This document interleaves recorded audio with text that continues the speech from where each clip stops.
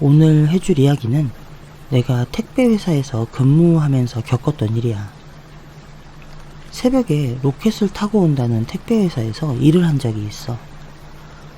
플렉스 같은 아르바이트는 아니고 계약직 직원으로 입사해서 일했는데, 뉴스에서 말 많고 탈 많은 회사였어서 조금 망설여지긴 했는데, 그래도 들어가서 일해보니까 나름 복지도 좋고, 가끔 엘베 없는 5층, 6층 연립주택에 사는 사람들이 어차피 하나만 시켜도 배송할 텐데 굳이 음료수 박스나 물 박스를 몇 개씩 시켜서 고생시키는 거 빼고는 일도 할만하더라고.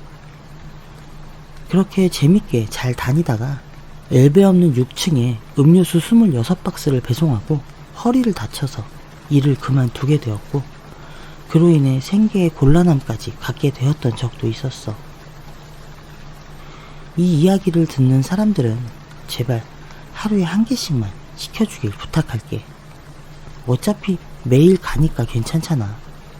음료수 26박스를 하루에 먹을 것도 아닌데 말이야. 아무튼 각설하고, 내가 그곳에서 일하면서 서울 노원구의 한 아파트에 배정받고 배송을 나갔을 때였어.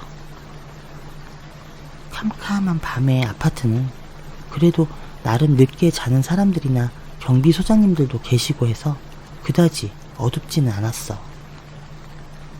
그런데 밤 12시가 넘어가면서부터 불이 하나 둘 꺼지고 경비소장님도 자리를 비우게 되면 그야말로 아파트 단지는 칠흑같이 어두워지지. 특히 고급 아파트는 군데군데 가로등이라도 있지만, 오래된 아파트는 가로등 하나 없을 뿐더러 아파트 복도의 센서등조차도 켜지지 않아. 심지어 엘리베이터의 불도 전구가 나간 것처럼 깜빡깜빡 거리는 곳도 엄청 많아. 오래된 아파트는 거진 복도식이라서 배송 물건이 많을 땐 자칫 잘못하면 추락의 위험까지 있을 수도 있는 곳이기도 하지.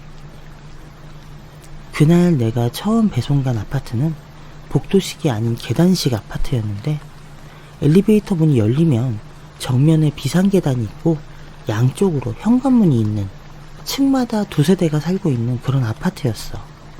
거긴 15층까지 있는 곳이야. 새벽 시간이라 이동하는 사람이 없기 때문에 맨 꼭대기층부터 아래로 내려오면서 배송을 시작했어. 그날 내가 배송해야 하는 층은 14층, 13층, 10층, 6층 이렇게 4개의 층을 가야 하는 거였어. 엘베를 타고 올라가는데 엘베의 창문이 조그맣게 달려있는 거 알지? 그런 엘리베이터였는데 올라가는 길에 창문으로 희끗하게 무언가가 보였어. 뭐 자전거나 세워놨나 보다 생각하고 14층을 올라갔어.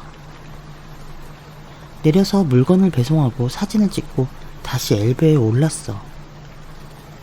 13층으로 내려갔어. 배송을 하고 다시 엘베를 탔어. 13층에서 10층으로 엘리베이터를 타고 내려오는데, 엘리베이터 좁은 창문으로 비상계단 철문이 열려있고 그곳에 어떤 남자가 팔짱을 끼고 서서 엘베 쪽을 응시하는 모습이 보였어. 12층에서도 11층에서도 10층에 도착했어. 문이 열리고 그 남자가 서 있었어.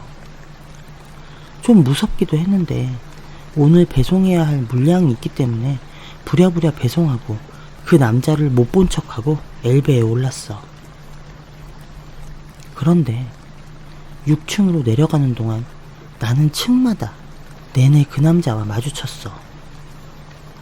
도대체 뭐지? 엘베 속도에 맞춰서 층층이 내려오는데 그 사람은 숨이 차는 것 같은 그런 모습은 아니었거든. 나는 너무 무서워서 6층에 내리고 싶지 않았어. 그냥 갈까? 고민하는데 6층에 도착했어. 문이 열리고 그 남자는 없었어. 다행이다 싶어 배송을 하고 엘베를 탔는데 엘베 문이 닫힘과 동시에 그 비상구 문이 빼꼼히 열리면서 그 남자가 머리를 내밀고 웃고 있는 거야. 소름 끼쳐. 너무 놀라서 이미 문이 닫힌 엘리베이터의 닫힘 버튼을 계속 눌렀어. 그렇게 1층에 도착해서는 미친 듯이 뛰었고 차에 올라타고 그대로 그 아파트를 빠져나왔어. 결국 그날 날이 밝을 때쯤 다시 가서 그 아파트의 배송을 마칠 수 있었어. 그 후 그날의 일은 기괴한 경험담으로 남긴 채 지나갔어. 그 후 얼마의 시간이 흐르고 다시 노원구 쪽으로 배송을 가게 됐어. 그날 간 아파트는 복도식이었어. 엘리베이터에서 내리면 3개의 복도가 있는 그런 세대가 많은 아파트였어. 1호부터 4호까지는 오른쪽 복도, 5호부터 10호까지는 왼쪽 복도, 11호부터는 정면 복도, 이런 식으로 되어 있는 아파트였는데 그날 배송할 호수는 1호, 4호, 7호, 9호, 10호, 14호였어. 엘리베이터에서 내려서 오른쪽 복도로 들어갔어. 1호와 4호의 배송을 마치고 왼쪽 복도로 갔는데 복도 중간집 현관문 앞에 사람들이 모여서 쪼그리고 앉아있는 거야. 복도로 딱 들어섰을 땐 너무 놀랐지만 새벽에 담배 피는 사람들이 덜어 있었기 때문에 대수롭지 않게 생각하고 복도를 따라 걸었어. 그렇게 내가 배송할 집을 다시 한번 확인하기 위해 휴대폰을 보고 다시 고개를 들었는데 복도 한가운데 모여있던 사람들이 사라지고 없었어.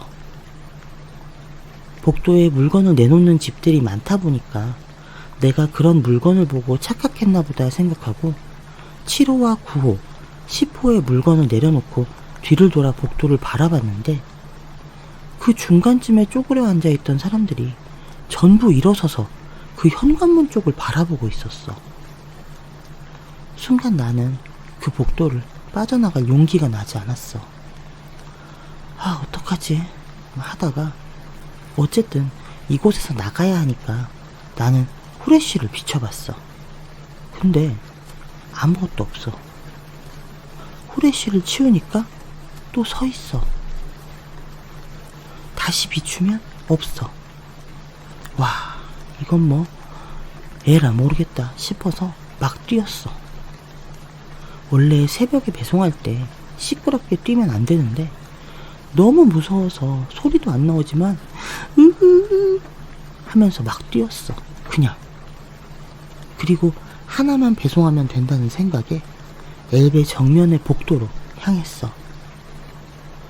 엘베가 있는 복도는 센서등이 켜지기 때문에 그 센서등에 눈뽕을 당하고 다시 복도로 들어가 어둠의 시야가 익숙해질 때쯤 씨발, 내가 갈 14호는 복도 끝쪽인데 그쯤에 어떤 사람이 복도 난간에 걸터서서 밖을 바라보고 있는 거야. 담배 피는 사람인지 주민인지 아니면 진짜 귀신인지 너무 무섭고 짜증나고 죽겠는 거지. 화장실은 가고 싶고 배송은 해야 하고 이러지도 저러지도 못하는 상황에 그냥 막 뛰었어. 뭐 죽기야 하겠냐 하는 맘에 그냥 복도를 막 뛰었어.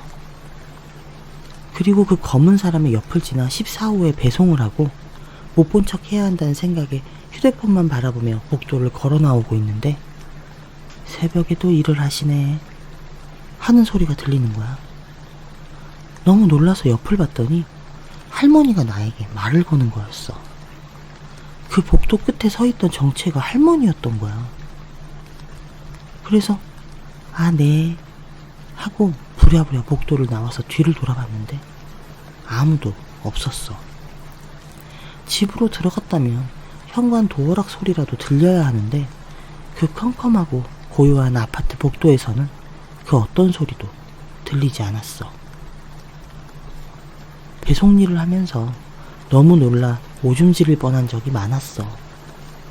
아파트 복도에 누가 앉아있어서 너무 놀랬는데 알고 보니 누가 의자를 복도에 내놨다거나 키가 엄청 큰 사람이 서 있어서 놀랬는데 알고 보니 길다란 막대기 위에 이불을 걸어놨다거나 심지어 마네킹을 내놓은 집도 있었어. 인간적으로 아파트에 사는 사람들이 있다면 제발 복도에 뭐 좀 내놓지 말자. 그러다 재해라도 닥치면 도망치기도 힘들잖아. 아파트 복도에 물건을 내놓는 건 벌금까지 물 수 있는 일이라더라. 그리고 음식물 쓰레기도 제발. 아무튼 내가 겪은 이야기는 이건 말고도 많았는데 그건 다음에 또 한번 얘기하도록 할게.